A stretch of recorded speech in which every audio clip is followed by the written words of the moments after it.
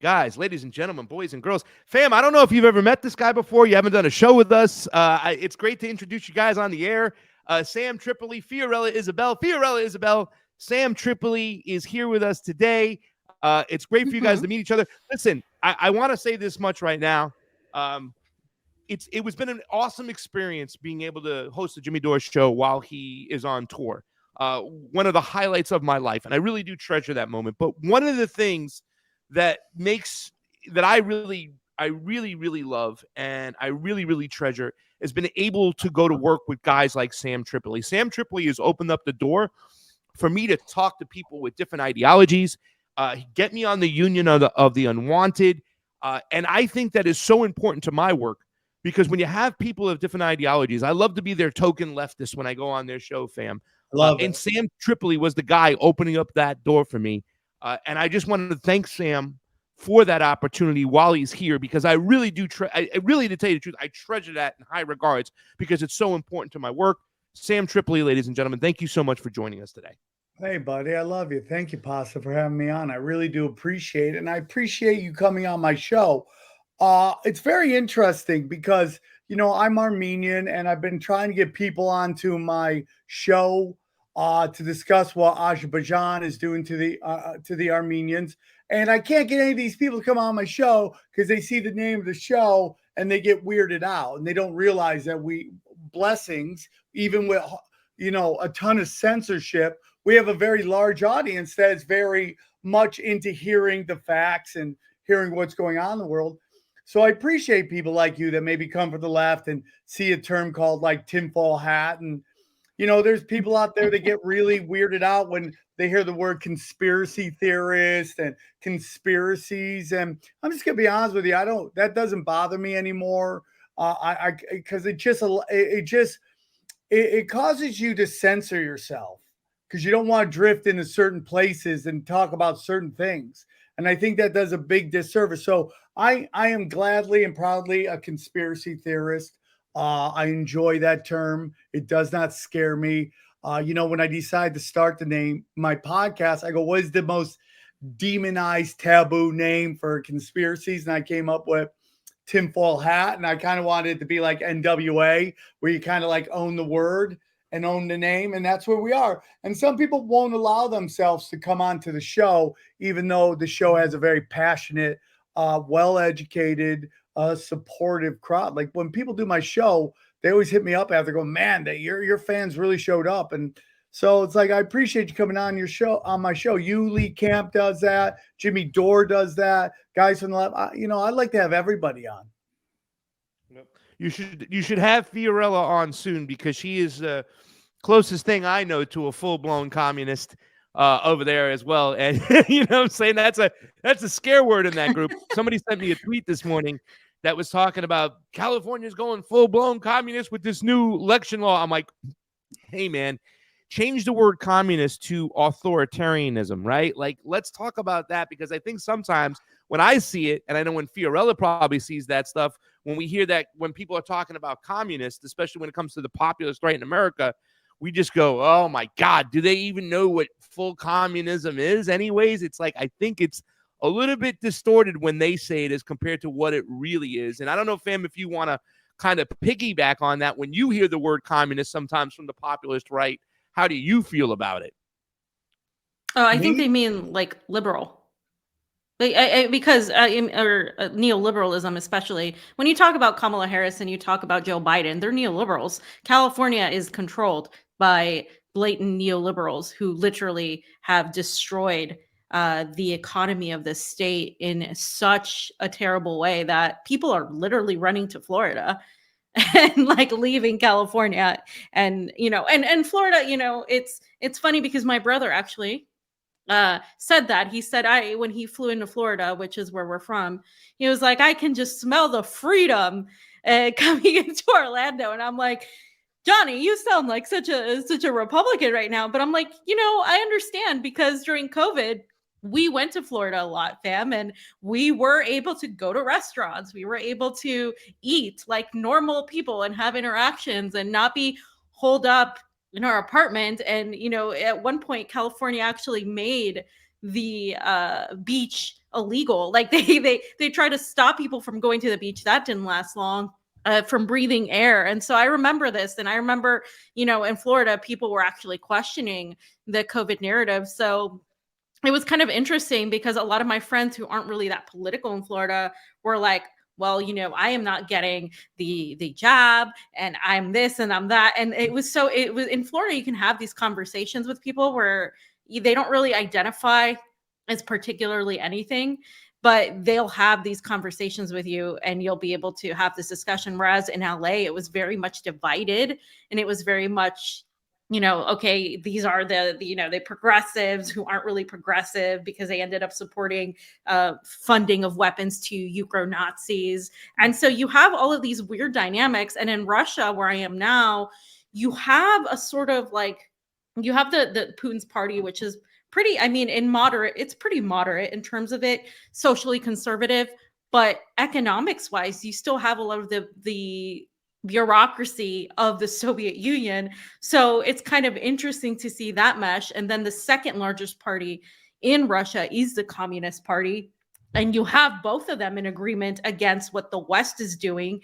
And you have them both in agreement on a lot of social issues in terms of being more, anti any sort of drug use, being more, more anti pushing the family structure a little bit more traditional.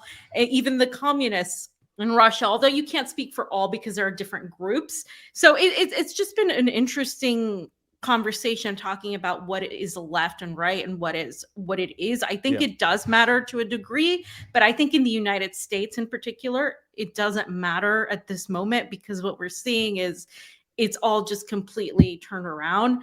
You saw a lot of people like us, Pasta on the left, supporting, questioning what was done with COVID and being called right wingers constantly. And then That you was saw, fun. what we called the Covidian left basically attack us. But then when it comes to Israel-Palestine and we support, the freedom of people to not live under apartheid, then we're like being attacked also now by the right itself. A lot of members, not everybody, I don't want to say everybody, but a lot of people who are anti-funding Ukraine with weapons are pro-funding Israel with weapons and endless money. So what I think if we get lost in the US right now, we're sort of lost in these little spaces where we're cutting people up and everybody's just making themselves smaller and smaller and smaller. And in the United States is not any other country. It's the United States. It has its own unique the way it came about, right? We have our own unique history, our own past and everything. I don't think we're going to see what some people who call themselves, what we call cappuccino communists, they think that they want to see some sort of a socialist creation in the United States. What they think is socialism is basically liberalism. For a lot of people who in the global South, it means economic gain. It means, people having resources. It also, in a lot of the global South, as Pasta, people don't believe in abortion. And it's so to they're them, socially conservative in the global South. Socially a lot of conservative. People, socially conservative. Yeah. So it's kind of like, what is this? We sort of have gotten lost. And this is why we have a lot of friends that we've traveled with, that we've done these elections with, that literally left the United States and went to other countries because they can't even identify with the quote unquote left in the United States because they've literally just destroyed any semblance of anything. And I get really mad at those people because the AOCs of the world, right? The Bernies of the world have basically just given a bad impression upon what the entire word means, upon what different variations of socialism might mean. And at the end of the day, I think a lot of people just literally want to live their life and have, resources and not have the government infringe on them in the way that it has been doing it for a long time now in the US. Fam, really quickly, because I want to ask Sam this question, because when I hear about socialism or communism, I really don't think about authoritarian control. I think about central planning, right? I think about the workers fighting to seize the means of control. In other words, not so much that they want to, authoritarian wise control everything, but they don't want the corporations controlling everything and thrusting terrible salaries and terrible working conditions. So when I hear the word socialism or communism, and what I fight for more than anything is, I'm not a communist myself. I consider myself a leftist libertarian. But when I go to Latin America, what I want is for people and friends of Sam to accept this collective government that is only formed together, like in Nicaragua or Honduras or Peru or, Colombia now where we're moving there. They're only forming this collective government that could be shunned and waved a finger on by the populist right sometime. But they only form this government because they have the U.S. empire on their neck. What could we do to get the point across that a lot of people who push for social entities or collective governments are not necessarily pushing for authoritarianism, but we're pushing for a more of a unity where the corporations don't screw the people and the government is not bought off by these corporations, fam. What could we do to get people, friends of Sam, maybe on the populist right, to buy into that, or just at least accept or understand where we're coming from? For me, it's like when people, I'm an old school liberal. I'm probably would be considered more libertarian right now. I'm more about less government tell me what I can and cannot do, less government reaching into my pockets. When you came onto my podcast and you described, socialism in Latin America versus what you dubbed as college Marxism, which really resonated with me. That's kind of where we're at right now. It's like, there's certain, I'm just going to be honest with you. There's just certain terms that they're just burnt. They're just done. You're never going to get a certain segment of society to open up to the term communism. You're just not. And whether whether the history of communism is real or whatever, with a certain segment of America, that term is burnt. It's done. So you have to figure out another way to repackage it and sell it. Because when you say to me, Marxism in Latin America is about pushing back against American corporations and international corporations, that resonates with a lot of people.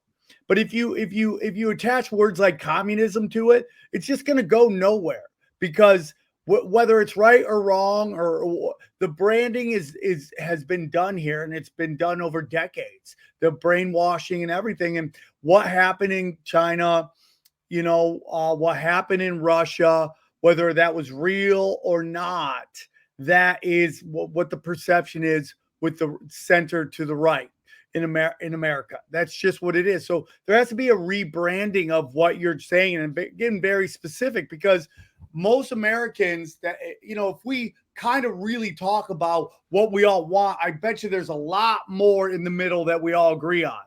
And, a lot more. And that is people living their life, being able to make make good money to take care of their families, and having the government staying out of our lives. And we're not, crushing people in other countries, stealing their natural resources. Like, I'm against all that.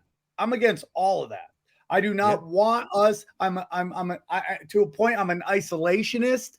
I don't believe in going over there and just curb stomping third world countries and stealing all of their natural. I'm against all that. Yeah. I like what I saw in that Republican. A lot of people think I'm Republican. I'm not Republican. I'm old enough to remember the Bushes, both Bushes, Nixon. I'm not a Republican in any way. I'm just anti what you call college Marxism. I call it cultural Marxism. Yeah. I'm against all that. I'm against it all. Leave kids alone.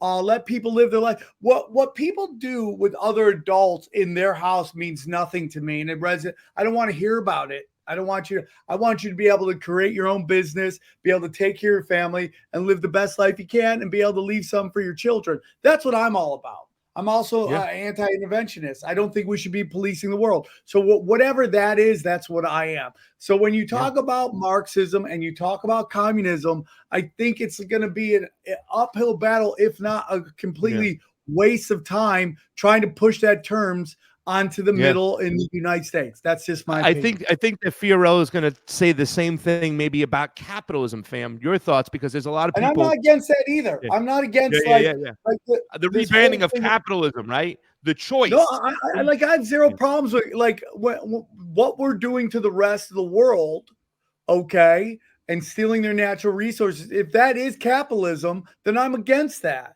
Okay. I mean, real capitalism would be allowing those countries to benefit from their own resources. That to me is what capitalism should really be, pure capitalism. But like everything, whether it's communism or capitalism, there's really a lot of cronyism involved in that with the real powers at the top completely molest and take it over and turn it to their benefit. And I think that's, whether you're on whatever side you're on, you're probably against that. And that's what I'm against. Pam? There's definitely abuse of power or the potential for abuse of power, no matter what ideology you ascribe to. That is a fact. Human beings are inherently, they are flawed. And there's the issue of greed. And we have seen, I talked to different people who have different sentiments here of the Soviet Union, of what they liked. The majority of the older population has nostalgia for it. They enjoyed a lot of things about it. Younger people see what the West has, and in a lot of ways they're not necessarily for that. So you have different opinions of what it is, but a lot of the things that don't get talked about in America about what is communism or socialism is the reason that these things happen is, as Pasta mentioned, the interventionism. So if we are in the United States against interventionism, if we can somehow stop our imperialism basically on the rest of the world, I think we will see these countries decide for themselves. That's pretty much my stance above everything, is to allow people of these countries to decide what they want their government to be for themselves. It is really not of our concern to decide, what Venezuela should do, what X country should do. It's up to them. And if they want to change their government, they will. And like us, if we want to change our government, we need to do that. It's in our Constitution. It's literally our right, as was outlined in the Declaration of Independence, and then afterwards in the Constitution. So in fact, I think we can solve a lot of these problems without having to say that we want to adopt, communism, that we want to adopt only capitalism, that we want to get rid of this and that in the United States. Because again, I agree with Sam in that sense that I don't think you're going to see that, at least not in the near future. The word has been of communism or socialism has been tainted for the American public, whether, through miseducation or whatever it is, as varying opinions as we might have on it or what it is, it has been tainted. And I think that we have to work through in a different way in terms of getting the American government in the hands of the people, in terms of not working for the American people, and also working on behalf of the rest of the world by not getting us into World War III, which we're pretty much close to World War III, either via Israel-Palestine, China via Taiwan, or Russia-Ukraine. We could go into World War III from any of these scenarios, and it seems like it's going to get worse before it gets better. Meaning that no matter if it's a Democrat or a Republican, someone wants to go to war with somebody, no matter who is president, because the deep state, the national security state, military industrial apparatus as a whole does not change.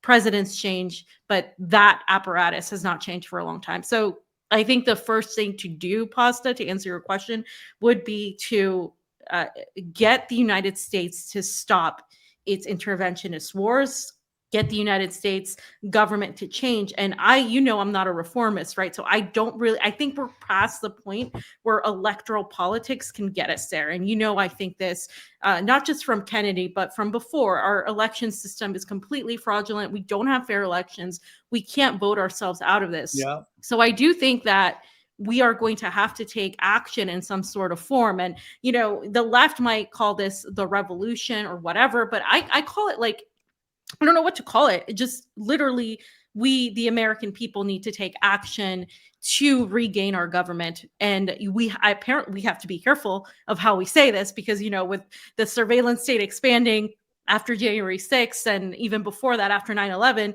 you could get literally incarcerated for saying the wrong thing. And now we're seeing that, of course, with Palestinian protesters. They can't say certain things too. So now it's getting our right to free speech is getting smaller and smaller. And that is by design. That, any conflict is exploited by the State Department and the surveillance state to expand on our rights. So we can't rebel against whatever, this is. And I don't think the United States is what we have been sold it is. It is not this, dream where we have all this freedom and democracy. We do have some things that other countries don't have. And the more I've traveled, I've seen, there isn't all bad, but it's also becoming, our rights and our freedom are getting smaller and smaller, to the point where I think the American public, this is why we have a large independent libertarian population in an individualist society, because in the United States, the government has lied to the people for so long that a lot of people just don't want the government involved. So they have this perspective that the government, is just bad. But in other parts of the world, people do like their government. And if they like their government, they should be allowed to choose. We shouldn't have Anthony Blinken going there and trying to instigate a coup. So I think that will solve our problems majorly, at least to begin with. I totally agree with everything you're saying right there. I think I've been saying this a lot, and some people may think it's a little crazy, but in a weird way, America is like North Korea. We're just on the opposite end of the spectrum. And I'll say this, and just hear me out before you, is that the North Korean people are beaten down so badly, and they're forced propaganda that they're the greatest nation ever. They have to accept it, or they starve to death. Well, we're kind of on that line, but we're the opposite of that. Americans are drowning in comfort. There's so much comfort, and they're constantly, whether it's your phone, drugs, alcohol, pornography, all these things that just make you feel so comfortable. And then while that's happening, you're being inundated. America's the greatest. It's the most freedom. It's all that stuff, to the point where we're comfortably numb, and we're not paying attention to what's happening with our government. And what is happening with our government is that our centralized bank is funding the entire international military industrial complex, and they're using our sons and daughters as stormtroopers. War now is something you see on your television, on your phone, on YouTube. It's not real. It's a TV show. It's Game of Thrones. And we don't care, because we don't have to participate, because they give us just enough so we don't have to really pay attention. And that's how I think, like, North Korea is like the opposite, on the same level, but the opposite of the spectrum, where they are bombarded and broken down into submission. We're just comfortably numb, and we don't pay attention, and we don't even know how our government works. They want that on purpose. And that's where we are. Nobody's paying attention to what's really going on. And some people are. And some people are waking up. Like, there's a bunch of people on the right that are not happy with the far right and their just belief that Israel above all. I mean, people are not happy with this. And, when I see people like Candace Owens, who goes to campus and gets berated, I'm like, she has a right to speak her mind. Well, I say that for the same people who want to stick up for Palestine.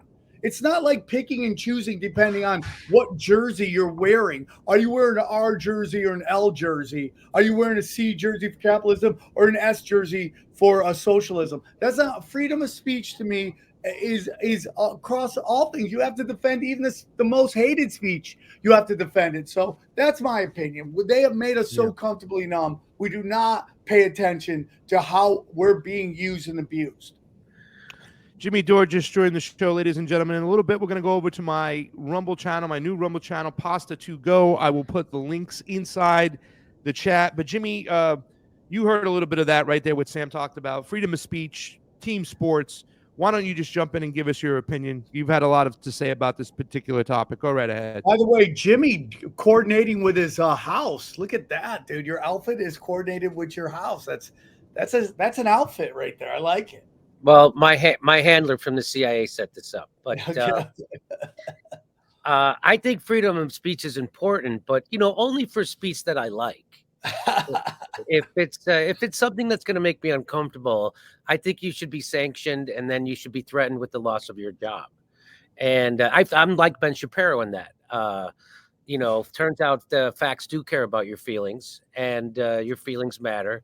I mean, it was amazing to see all those guys who I had respect for because I thought they were real. I thought they had principles. I thought guys like Ben Shapiro were real about their devotion to freedom of speech, and for more than a decade now, I would say almost 2 decades, they've been screaming at the top of their lungs about the left trying to censor people speaking on college campuses and canceling people, and they're against cancel culture, and they're against all that, and it turns out they weren't. They were only against it because it was affecting them. And Jon Stewart once said, and I'm not a fan of Jon Stewart's anymore, but he said something really smart once. He said, that's what principles are there, and values are there for when it's hard, not for when it's easy. And if you don't stand by your values when it's hard, they're not values, they're just hobbies. And so that's what free speech had turned out to be for most of the right wingers, like Megyn Kelly, people like Ben Shapiro. I keep going back to that. And it's my friend Dave Rubin, right? I always thought that he was committed to that. I always thought those guys were always committed to freedom of speech. I am. I'm an absolutist. I'm a free speech absolutist. That's why I was so excited about RFK Jr.'s candidacy at first, was because he said, if you don't have, he said he was against censorship. And he said, if you don't have free speech, you can't have a democracy. And he's exactly right. Well, now he's come out for censorship. He's for censoring the Palestinian protesters on college campuses. And, he's totally flipped. He's anti-war when it comes to Ukraine. He's pro-war when it comes to Israel, Palestine. And now he's gone even further, and he's pro-war. He's saber rattling with Russia, China, Iran, and Venezuela. He put them all together, and Saudi Arabia. He forgets that they're our ally, and they're the basis of the petrodollar. And if that goes away, the whole country goes away. And so he sounded just like John Bolton or Dick Cheney or George Bush. We just showed it on our show yesterday, and he's saying that we have to keep. He said that he literally said that having Israel in the Middle East is like having an aircraft carrier in the Middle East. Unfortunately, that aircraft carrier has a concentration camp on it. And he said that and if we let them get control of the oil, that Russia, China, Saudi Arabia, Iran, and Venezuela, he grouped them all together, and he called Maduro the Maduro regime, which is right out of John Bolton's lexicon. And he said, if we let this happen, they're going to control 90% of the oil. Yeah, well, that's what our whole foreign policy has been ever since the Second World War. That's why we're in perpetual wars. And I thought that RFK Jr. was the guy who was going to stand up to that. He stood up to it in Ukraine, and he was telling the truth about it. And now he just flips 100%. And now he sounds like all the people that we've ever had in power, talking about we have to go to war, and we have to saber rattle, and we have to keep our military going because of oil. He literally is saying this now. It was stunning and shocking for me to hear him say that. It's like when they asked Trump, why are you keeping troops in Syria? And he said, for the oil. Well, when Trump said it, it was refreshing because that was the truth. And that's why they want to get rid of Trump, because he accidentally tells truths like that when he's not supposed to. He's supposed to say we're keeping troops in there to fight terrorism and for freedom and liberty. The terrorists that we fund and invent, just like Israel funds Hamas. People don't know that. Yeah. They don't tell them that on the news that ever since 2000 or even earlier that Israel has literally been funding. In fact, Benjamin Netanyahu said in 2019, if you care about the state of Israel, you'll be for funding Hamas. And why do you want to do that? Well, there's two purposes for that, because it splits the Palestinians in half, and they don't want the Palestinian Liberation Organization to control Gaza like they do the West Bank, because they're rational, they're they're secular, and they're not terrorists. But they want Hamas, they want to prop them up so they can use their terrorism and whenever they decide to fight back against Israel, they can use that as a pretext pretext to go in and do exactly what they're doing right now, mow people down so they can take over their land. That's been the plan all the time. We joke on my show that Crystal Ball and Saga and Jetty over at Breaking Points, they sit there and go, I wonder what the end game is for Israel. It's hilarious. What the fuck do you think the end game is? The end game is they want to wipe those people out, get them to go to Egypt, get them to go to Syria, get them to go to Lebanon, get them to go anywhere else so they can take over that land. That's been the plan all along. It started with the Nakba, and it's continuing it right now with their genocide. And it's wild to me to see people justify this. They go, well, Jimmy, war is always hell. War is ugly. I've had people say this to me. They go, war is always hell. War is ugly. Look what we did in Dresden. Look what we did with the fire bombings of Japan. Look what we did in Hiroshima. And look what we did in Nagasaki. And I said, yeah, that's why I thought RFK Jr. was going to stand up against that stuff, because we didn't need to do any of that shit. Yeah. But we already won those wars, and we did that shit anyway. We didn't need to do that stuff.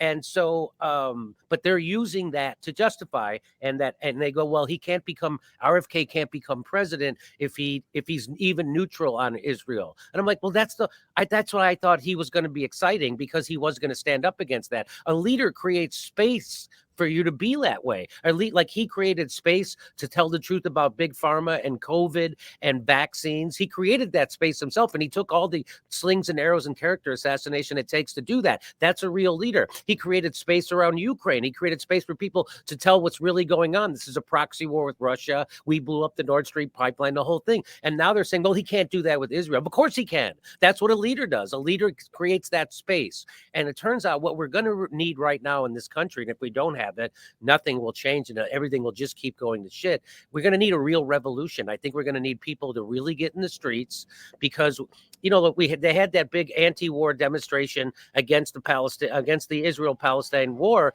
just last Saturday in Washington, D.C., and that just knew nothing. Just like for the Iraq war, we had millions of people, not only in the United States in the streets calling out the Iraq war, but around the world were calling out the Iraq war. And they got their fucking war anyway, because just like Dick Cheney said in that one interview with Leslie Stahl, and she says, 3/4 of the Americans are against the Iraq war. And what did he say? He said, so. That's what he said. So, because they don't care about the people. In fact, they want the people. They want us fighting each other. They want a civil war. They want you to think half the country is white supremacist, even though more than half the country elected a black guy president twice. They want you to think that, because chaos favors the establishment. Because if you are afraid for your safety that now there's going to be terrorist attacks and half the country is a white supremacist and they want to kill gay people, then you would be gladly give up your civil liberties, which is exactly what they did after 9/11, which is why they got the Patriot Act. And now we live in a surveillance state. And then they had Pretty Boy people even do that.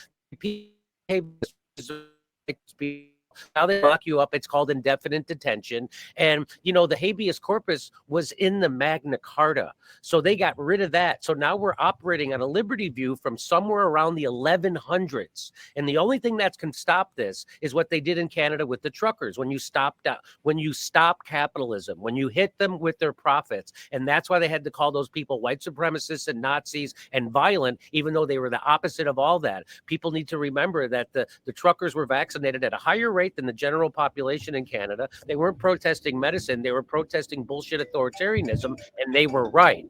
And America, we're so propagandized, we can't tell the difference between a Nazi and a freedom fighter. We look at the freedom fighting truckers and we call them Nazis, and we look at actual Nazis in Ukraine and we call them freedom fighters. And so that's the only thing that can get us out of this is an actual revolution. And somehow we're going to need truckers and union workers and to shut down capitalism and to get money out of politics and to somehow take back our government.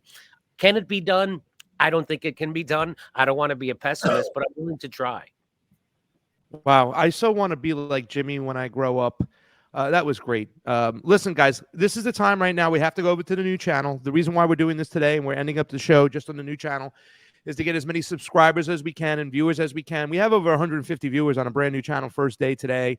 The Convo Couch Rumble has been doing great. All the YouTube's been doing good despite the demonetization. So I'm going to put the links right now in the chat. Jamie Cheese Slice, if you can start dropping off some of the channels one by one, guys, click over to that Rumble. and we will eventually just be on that channel only. Fam, before I ask my comedian friends over here a question, because I am so interested to hear, wondering what their life was 10, 20 years ago. I mean, one of my best friends growing up, a close friend of mine, Brett Ernst, was, on the road with Sam Tripoli at one time. And, we know what Jimmy's done, going to Afghanistan one time in his life. I want to peel into that and just kind of get a sense personally from where, seeing where they're at today on this show today, talking about what Jimmy just was talking about, what Sam was talking about. It's so far away removed from comedy in a way, but it's so powerful because comedy used in the right way can have such a strong message. I want to get into that, but fam, if you have anything to follow up with these guys right now, we're going to go over to the Rumble only guys. Put the links in the chat. Go over to my new Rumble. It's called Pasta to Go, and go check it on out and watch the rest of the interview. But fam, if you have any questions for the boys, please do so now. No, I have to go because it is almost midnight here in Russia. And Vladimir Putin called me on the phone and told me, I can't be on with Jimmy Dore and you. And so I have to get off the stream. But I really do have to get off. It's nice seeing you, Jimmy. Sam, nice talking to you. Pleasure. And I know you're going to have a great show. And guys, again, I started my new channel. So Fiorella in Moscow, you can go ahead and subscribe to that. So did you move there? Yeah, I live in Moscow right now. Yeah. Wow. Yeah, That's pretty amazing. It's been an interesting experience. Yeah, thus far, and I'm definitely going to be talking a lot more about that on my channel, just like what it's like versus what they tell you it's like. It's kind of like a lot of those places where they say don't go to Russia, don't go to all these places. Well, I've been to a lot of these places they tell us not to go. I was just in Iran as well. Very interesting. Definitely not exactly what we're told either. So on that note, I'll let you all discuss, and everybody go to Pasta's Rumble, and I will see you next week. And I look out for my article and my new stream. So go ahead, guys. See ya. Sam, take care. Take care. See you, Fia. Sam, what do I do to get spots at the Comedy Store? It is driving me crazy. I sent an email to Emily, which it didn't get returned. So should I call? What should I do? Is this inappropriate to talk about this on this show? Because No. This is exactly the place to talk about, because then we'll get into that next question. Go ahead, Sam. I think they got to see you. I do. Listen to me, man. I love everybody over there. It's a different time, bro. It's just a different. I came and crushed it on your show. Didn't anybody see that? You want to do my show again? We'll get you up again. Yeah. I mean, I crushed it hard on that show. It was one of the best sets I ever had in my life. Yeah, it's crazy. It's just crazy times, Jimmy. I wish I had a better answer for you. The people over there are great, and it's just a different time. And I wish I had an answer, dude. I'm selling out theaters all across the country right now. You think they'd be interested? No. I would love to see you, Matt Rife. I'd love to see Trevor Wallace. And I mean, you guys are all crushing this, and it's like you should all be there. I just wish I had the power to do something. If I would, y'all be there. I'm with you. It's crazy, man. I mean, I'm not selling out everywhere, but I'm doing really well. My podcast is top 100 in comedy for 7 years. For 7 years, I've been top 100 in comedy on Apple Podcasts, which is the only one where it's very hard to cheat on that. I think there's some of these people like, Brandon, you saw her on this show. Now she got maybe, but how many Apple Podcasts do you do per week? 1 or 2 or 3? I do 2. Okay. And do you mind if I ask how many downloads you get? We're getting over 100,000. Oh, that's big. Okay. Yeah. But do you ever put your audio out? You know what? I have neglected it. I do put out an audio podcast once a week. You should do that, man. Put it out. Get in there. Put it under comedy, dude. You'd crush it. But see, I get no love. I get YouTube as just box me in, dude. I can't get any wiggle room there at all, dude. I mean, I get the 13,000 and they're like, nope, no more, nothing. And it's just, if it wasn't for Apple Podcasts, I'd be effed. So for me, it's the opposite. So Rumble's been doing really well for me. And we get anywhere between 10 and 50,000 on average per video. And of course, on YouTube, we get 15 to 20,000 live streamers at a time, in real time. And then we get about 17 million views per month. So I'm crushing it over there, but they're trying to get rid of us. I know they are. And I have this whole thing where it's like, I think they're trying to just turn it into like a network television over there and run everybody over the Rumble. It's just, and then Rumble will get big, and then they'll do the exact same thing. YouTube was built on conspiracy videos. It wasn't until later that all the puppy videos and the prank videos, they all came after everyone was going there and watching loose change and stuff. Right. It's interesting. In fact, now that on YouTube, they used to feature my show on the splash page, on the homepage. They would feature a video that was popular, and now they'll never do that. Now they do, especially they don't even let you cover breaking news. They make you cover. They push people to what they call reliable media, which is the whole opposite of the reason why people go to YouTube. People go to YouTube because they don't want to watch MSNBC, CNN, and Fox News, and they want to get an independent perspective. And now, because it's owned by the richest corporation in the history of the world, Google, YouTube pushes you toward. It's more important for them to have narrative control than it is for them to have eyeballs on independent news media. And they give lip service to the independent news media, but of course they censor us and they suppress us, and the algorithm does not favor us. I mean, we were adding 30 to 50,000 subscribers every month, and that is, of course, that has been over. I used to get 150,000 views on YouTube. Yeah, I came within one strike of losing my two. And if I wasn't friends with people like Andrew Schultz and Joe Rogan, I would have lost my channel. They just murked me, and they gave me a strike for something that out in 2018 they won't take the strike down. I haven't done anything. I have to pull out all of the conspiracies to all the new stuff off of YouTube. I have to let somebody pirate my show just to get it on YouTube because they won't let me show anything. Instagram, I used to get 5 million views on Instagram for 30 days. Now I got down to 95,000. And it's just crazy. And Mark Zuckerberg, because you want to talk comedy, Pasta? Mark Zuckerberg has put his thumb on the competitive balance of comedy.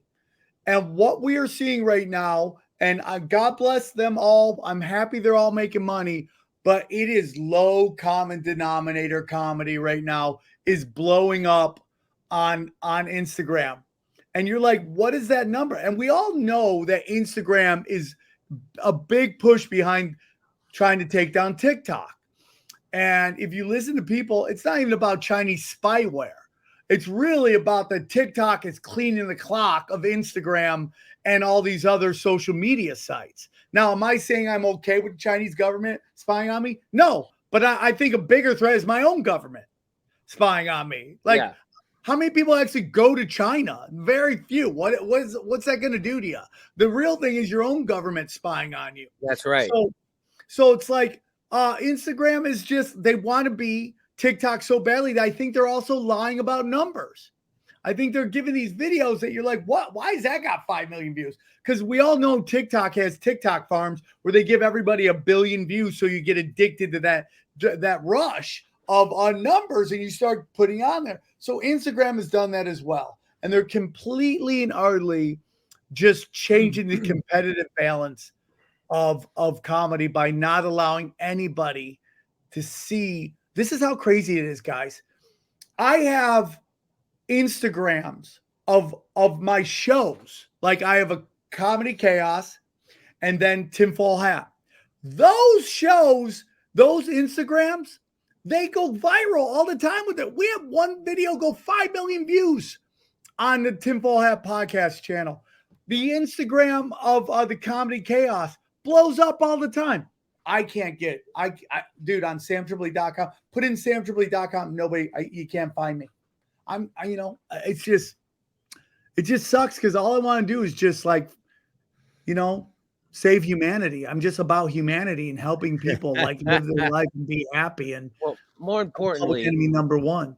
when I did your show last time at the Comedy Store, I had bartenders and waiters coming up to me saying they wanted to take a picture with me. I had the other comedians on the show or the next show coming up to me saying, "Hey, my cousin's a big fan. My uncle's a big fan. Can we take a picture?" I wanted them to know I was on the show. And I was like, "Oh, this is great. I'm going to start working at the Comedy Store." And then nothing. And I'd love to, I go to right across the street is the Pendry Hotel. And so I go there all the time. I used to go there a couple of times a week because there's a restaurant in there called Ospero, and it's an Italian restaurant, and it's Wolfgang Puck, and it's fantastic. But you don't need a reservation. You just walk in and sit down, and that's what I love about it. I mean, I love the food, but it's also great. And so it's just kind of burning a hole in me every time I sit there. I'm literally looking out the window at the Comedy Store and the line of people that are going in, and I'm like, what in the F is going on? Anyway, I know who everybody's. No. Let me talk to Richie over there, and we'll see what we can do. Whatever I can do, I'll try to do. Because you do deserve that. Yeah. That the Comedy Store was the indie studio for the longest time. It's where all the outlaws went. Yeah, and because they didn't care about the industry, right? Mitzi didn't care. It's a very famous story. Jim Brewer, who's fucking great. I'm not here to, but he called up Mitzi's like, "Yeah, I played Goat Boy in Saturday Night Live." She's like, "I don't give a fuck," and hangs up. That was always her attitude. And so, I understand they want to get some young people in, and I respect that. But it's also about people who are savages and bringing the savages to the store, because that's always where the savages work. So let me see if I can talk to some people. The craziest idea is that people want to watch comedy of people from their age group. That never was the case. When I was a kid, I liked Rodney Dangerfield. I liked Bonnie Python. I liked Woody. I liked people that were always older. And that comedy is the one thing where your age doesn't matter. As long as when you show up, people laugh, that's all that matters. I totally agree. And it's like a big thing is like, COVID ran out a lot of the outlaws out of Hollywood. Like there's no outlaws anymore. Everything is so sanitary and safe, and everyone's worried about everybody's feelings. All the outlaws are gone. I don't even know why I'm in LA anymore. There's all the fun's gone. But, if you don't have older comics there to show the younger comics how it's done, they don't learn anything. And it's becoming Lord of the Flies at this point. And it's just like, I remember towards the end of COVID, I went to go see Brett at the Comedy Store, and they asked for my vaccine card. My God. Just fucking disappointing, But guys, I just really quickly, because I don't know how much more time I have with you guys. We've been telling everybody to share the stream.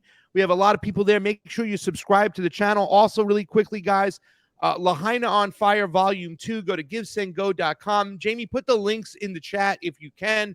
We're heading back to Lahaina this Tuesday for the second part of the documentary. Guys, things are just blowing up over there. I have a locals now. Pasta to Go is the Rumble channel. So thank you, guys. Make sure you subscribe to the channel. But I want to ask the gentlemen while we have them here, because I know we don't have much more time with you guys. You guys got to dip. But what is it like? And I don't care who goes first, Jimmy or Sam. I mean, you guys have been involved with comedy for so long. Now you're on this show. We're talking about censorship. We were talking about Israel-Palestine. We were talking about RFK. We were talking about communism, socialism, World War III, the whole 9 yards. What has it been like for you guys, the transition now that you guys are in this field? I mean, the first time I heard Jimmy Dore, right? TYT, I didn't even know he was a comedian. Same thing with Sam Tripoli. I thought he was just a tinfoil hat guy. And I apologize. I just never been that big into comedy. I was into comedy when I was young. And like Jimmy, who liked older comedians, I loved Eddie Murphy, Delirious, and I had that album and I listened to that. But what is it like for you guys now operating in this type of arena where it's not just about comedy, but it's about world affairs? Go ahead, Sam, if you want to jump in first. Well, real quick, I just want to tell you that comedy is totally flipped. Like it used to be like you would do your more savage stuff in LA, then you'd have to go on the road and have to kind of like curtail it to the Midwest because they were a little slower and more simple. That is completely flipped.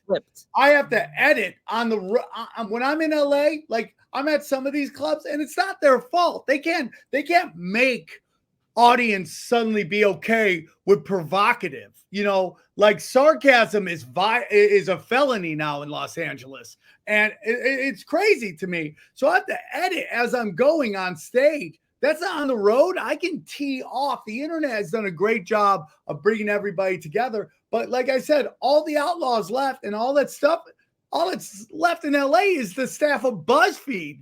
Like every show, I feel like I'm entertaining BuzzFeed and Vice and all. It's like, dude, what happened to provocative? What happened to like, oh man, this guy's going to say some crazy stuff that I can't say at work. Finally, somebody said something crazy that got me a little nervous. Like this notion in comedy that everything has to be the highest laugh. And like, we can't say something that pisses you off. Why is it just got me laugh? Or I'm offended. Who gives a fuck? When did getting offended become a fucking felony, man? That's my biggest problem. You're offended, good. You're feeling something. Now shut up and I'll go to another joke and you'll like that joke. Who cares? Let's just keep moving. I don't care. It's like so crazy to me how this whole thing is like, how simple can I get this to you so you don't actually have to think? When I grew up on provocative.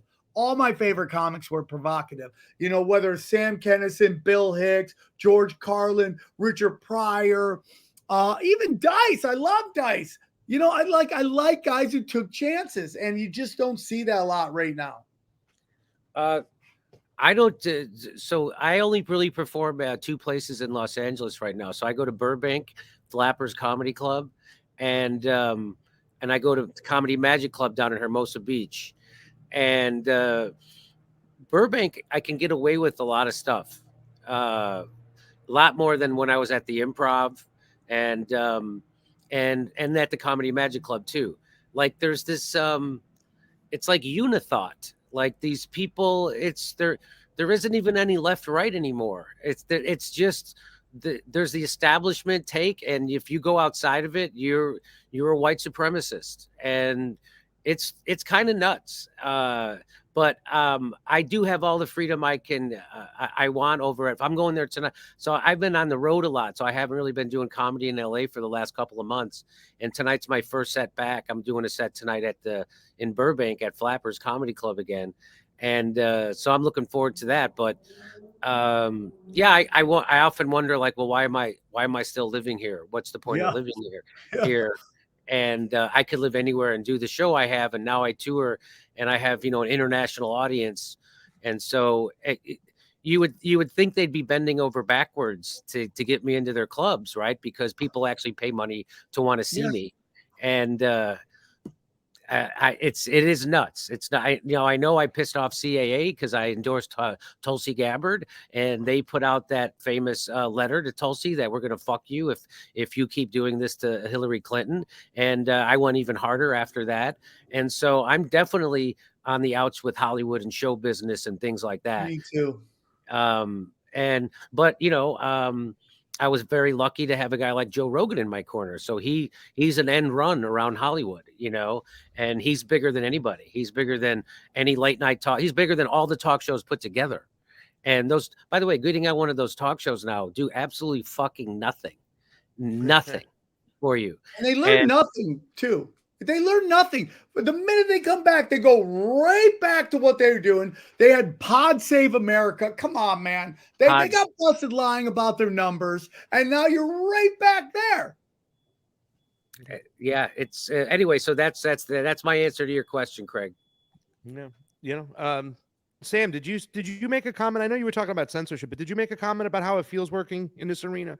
I didn't necessarily grab that. It's really hard, man. It's really hard because, when I've been doing comedy, this month will be 29 years of stand-up comedy. I started when I was 22 years old. I'm an old man now. And back in the day when you go on tour, if you went to certain places and you said the word Jesus, they would just shut down. It didn't matter how you said it. It didn't matter what you were talking about. You said Jesus, shut down. Now on the road, if you say certain words, not on the road, in Los Angeles, if you say certain words, they shut right down and they don't want to hear anything you have to say. And it's mind blowing to me how it's just completely flipped. I love to get up there, but I also want to bring up something I've been thinking about, Jimmy, and I'd love to hear your opinion. I also think we're in a different time, obviously, than Carlin and Bill Hicks and all those, because now we have these phones, right, with our social media, and everyone's doom scrolling all the time. So they're constantly getting bombarded with all this, like, all what we've all said here is propaganda and low frequency bullshit. So it's almost like they want to go to the comedy clubs now to turn that all off and have a moment to laugh, like, my wife's crazy, my dog does this, because they're constantly getting bombarded with doom scrolling. So I'm going to shoot a special in the second week in January. I've decided it's in between the two playoffs games of the NFL. I'm going to shoot it. And then I think I'm going to start working on some other style, because, I mean, I'm up there trying to point out how crazy everything is, and I'm selling 150 tickets on the road. And then I got other people doing fart jokes and humping stools, which I'm not against, because I used to hump a stool too, playing arenas. And I'm like, what am I doing here? You know, so it's interesting times for a comedy. The thing that drove me crazy is how conformist comedy got. I always loved to consider myself in the comedy brotherhood, because comedians, if you told them to do something, they did the exact opposite. They were always pushing back against authority. They were always not following rules. They always had skepticism of authority, and they didn't follow rules without question. But when something happened with it was Trump, and then combined with COVID, and I gotta tell you how stomach churning it was to see comedians get on stage and shame audiences for thinking for themselves and for trying to get informed about COVID and a vaccine they were being forced to take, or they couldn't go to work or travel. I'm sure you've seen comedian after comedian get on stage like I have and say, please tell me you're not going to do your own research. You know, before COVID, doing your own research just meant reading. And so now they're so conformist comedians that big pharma and the establishment has gotten comedians to shame people for reading. Like, I woke up in the middle of a Bill Hicks bit. That used to be a Bill Hicks bit. Well, what looks like we got ourselves a Rita. And that's the world we're living in now. And none of those people, and they all have their specials out there shaming people for thinking for themselves and questioning authority. And the most murderous industry in the world, we know, is big pharma. And if you question that, they would call you a white supremacist. They would call you a Trumper. They would call you a Nazi. They would call you so that they're being the height of anti-intellectualism, and somehow they're wrapping that, and they've turned that into a virtue. So thinking now became taboo, and you're supposed to just repeat and stay inside the guardrails. And comedy is all about breaking rules. Comedy is all about thinking for yourself. Comedy is all about going outside the guardrails. And that's why comedy sucks so hard in Hollywood. And I heard New York is even worse. You know, it's very interesting, Jimmy, because someone was, I forget who it was, you know, Steven Crowder brought up a point that like YouTube now is like more sensitive than like AM radio. Like, you can say crazier stuff on AM radio than you can. And it just got really nuts that all the people who rallied against the religious right in the 90s that was trying to push all this Christian dogma. And I'm a Christian. I've been reading the Bible, and I'm not into organized religion, but I'm finding spirituality. Okay. But the way that like all the old Opie and Anthony guys who were like pushing you back against the religious right now are so just following the authoritarian left. And they use words like, oh, that's just alt-right bullshit and stuff like that. You're like, no, dude, that's just authoritarianism. It's just coming from the other side. And you are just so stuck in your ways that you can't see that the party that you supported, the Democrats, has basically become neocons. And they're doing the neocon stuff. And because it's D's and R's, you can't see it and take a step back going, oh, what I pushed back in the 90s is now coming from the left. And I have to push back on that as well. And they just can't see it. And they're so afraid to be like, hey, dude, I don't think the Democrats have our best interest, that they'll just go along with it. Because the thought of voting for someone from the right, not even Republican, but just somebody from the right, is so taboo and dangerous to them. They would rather just they like talking about, but they'll just keep voting for the same people who are destroying their way of life. Well, I've stayed consistent in my political beliefs and my values. And now I say, because now people call me a right winger for stuff that used to be call me a left winger for in the 90s. And I go, yeah, I'm turning into a real right winger. I'm for freedom of speech. I'm anti-censorship. I'm anti-war. And I'm for bodily autonomy, also known as my body, my choice. So all those things now, if you espouse those beliefs, you're called a right winger. It's the craziest flip-flop I've ever seen. And nobody wants to, and there isn't a George Carlin anymore, or a Bill Hick, or somebody who already has a status that can say those things. On maybe Joe Rogan, right?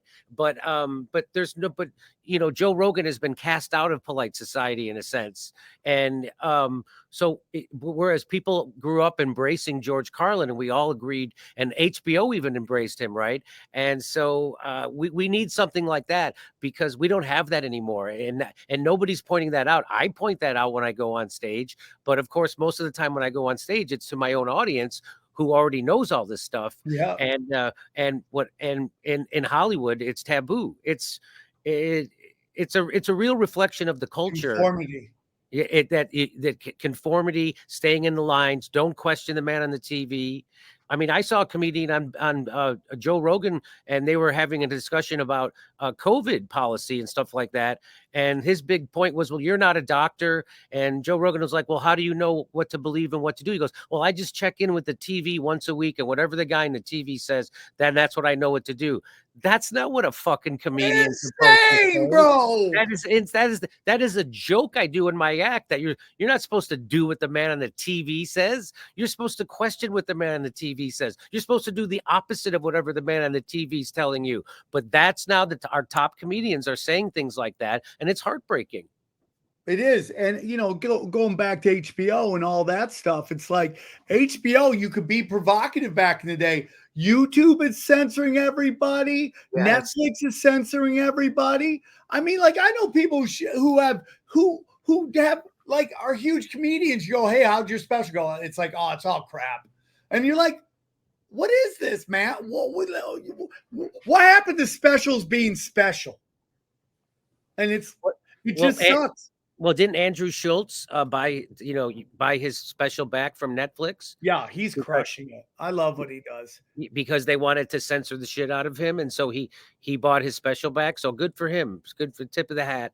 And I know a lot of other comedians who just cut out those parts of their special, and they didn't air them on Netflix, and they went along with it. And I guess I can understand that a little bit, but it's the problem with me is that most comedians don't get anything cut out of their specials anymore. Do you know what I mean? Because they don't ever push the boundaries, and they push pretend boundaries. You know what I'm talking about? They don't 100%.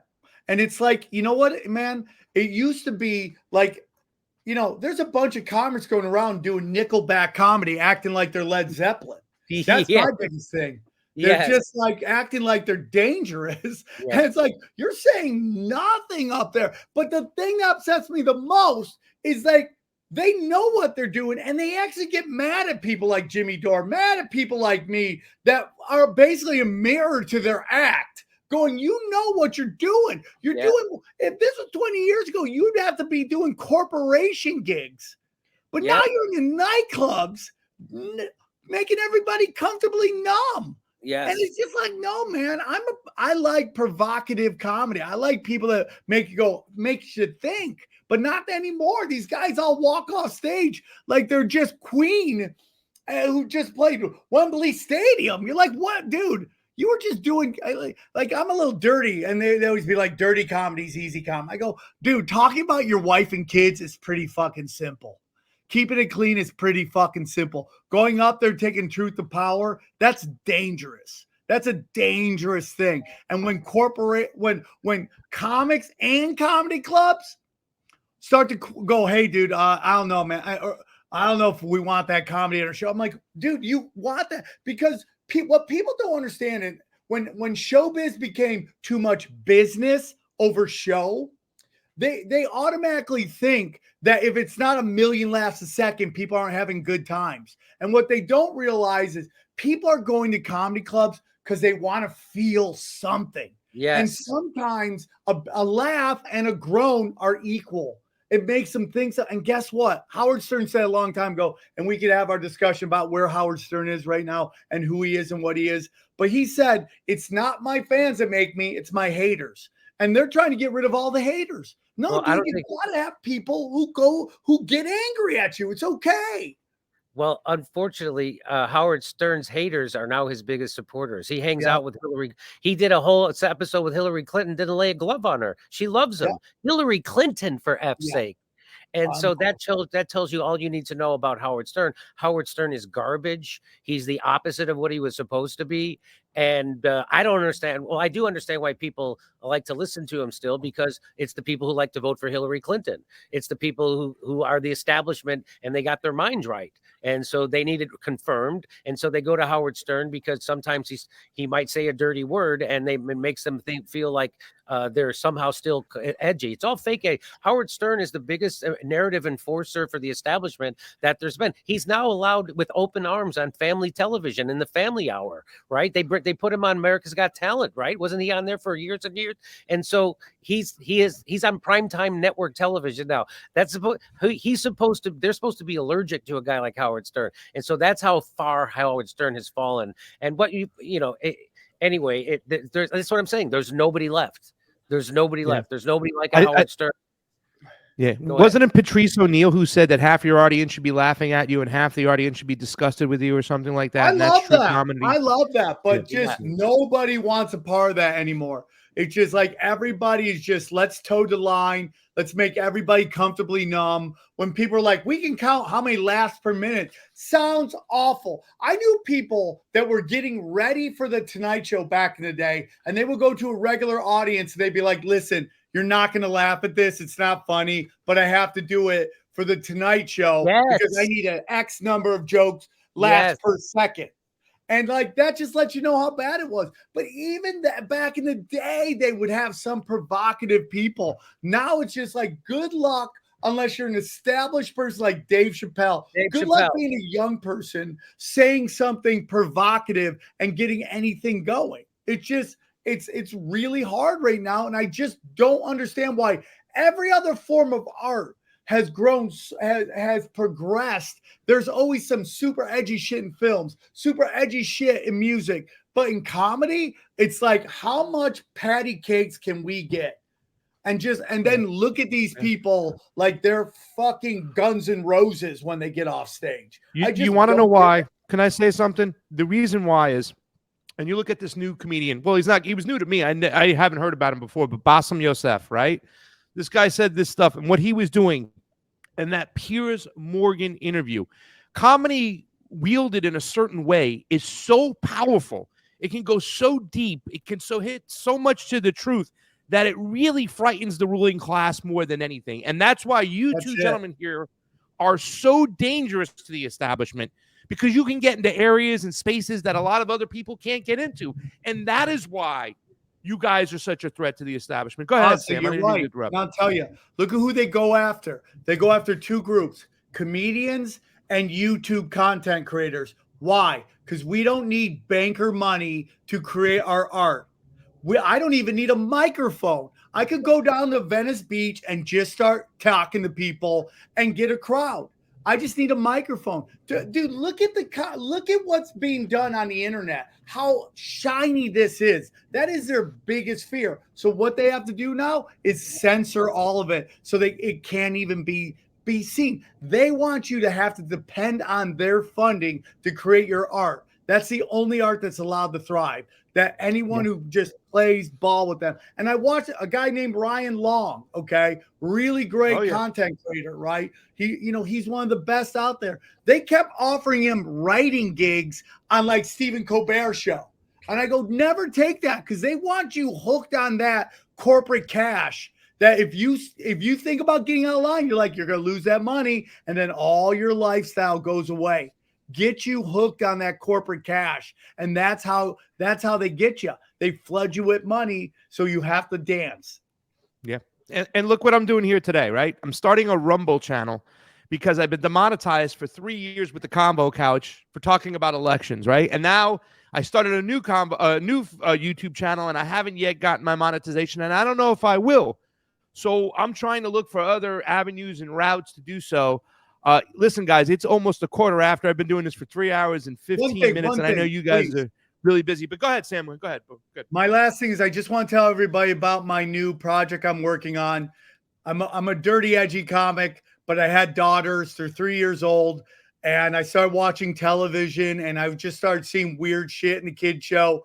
And I'm like, people just want to entertain their kids without any weird stuff in it. So I decided to start my own. I'm doing a comic book, a family-friendly comic book. It's called Chaos Twins, and it's about two twin girls who move to a new neighborhood, and every house is a different conspiracy that they fight with their friends, and it's based off my daughter's names, which are Ghost and Ninja. So it's called the Chaos Twins. If you go to chaostwins.com, we are fundraising right now on Indiegogo, and it's going really well, man. It's only a couple days in, and we already hit 2 of our goals. So if you guys want to help do something that's fun for the kids, that isn't craziness, just go check out chaostwins.com. Anything helps. $1, $5, whatever. We got all these great tiers that we're going to do. And thank you for having me on my show, and thank you for having me on your show and allowing me to promote my new project, Chaos Twins. It's been a pleasure, Sam. And, I envisioned the show, me just shutting up and letting you guys talk. And that's what we accomplished today. So, I've learned in this business, the independent media business, that sometimes you ain't got to do a lot. You just got to set the table and let the guests speak. And it was an amazing, intriguing conversation. Jimmy, you want to let everybody know where you're going to be, what you got going on too as well? So the day after, I'll be in Covina at the new Laugh Factory this Sunday. And I don't know if there's tickets left for that show or not, but there are tickets. The day after Thanksgiving, I'll be at Flappers Flappers in Burbank. And then I'll be in Oxnard in December. So go to jimmydore.com and I'll be in Boston coming up in February. So I don't know if you got any listeners in Boston, but I'll be playing the Wilbur Theater, my first trip to Boston in probably 10 years. So I'm excited about that. So go to jimmydore.com and we'll see you all there.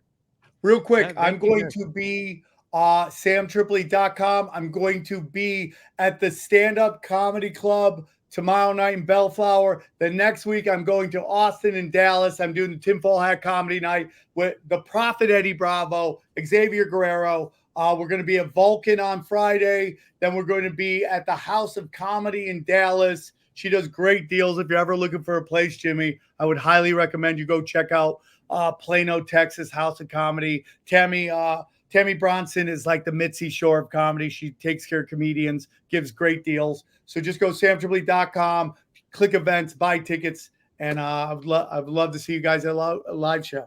Is Rick Bronson still involved with the House of Comedy? Yeah, but Tammy pretty much runs it. Oh, okay. I used to love that guy because he's great. When he played, I played his club in Edmonton, and he would do close-up magic, and I love close-up magic, and he would make me laugh. So anyway, that's my soft spot for Rick Bronson. But thanks for the tip. Yeah, I was just in Dallas. I played the Texas Theater there, but I like clubs better. I think I like clubs better. Yeah. So there it is, ladies and gentlemen. Comedians, independent media journalists, rumblers, YouTubers, whatever you want to call them out there. People I consider my friends, Jimmy Dore and Sam Tripoli. Guys, thank you so much for coming on my first show ever on my new channel, Pasta to Go. I'm going to enjoy this, and I can't thank you guys enough for providing opportunities for me personally and opening up doors. You guys go do your work, and have a great day. Thank you once again, guys, for coming on. Okay, thank you, guys. Good luck, pal. All right, guys. Take care, man. Thanks for having me on, Pasta. Congrats on your new show. Anything I can do to help, please let me know, and send me any links you want me to share. I will, brother. Thank you so much for coming on today. It was a blast. All right, buddy. I love you. I'll talk to you soon. Love you too, brother. There it is, Sam Tripoli. Guys, that's it for today.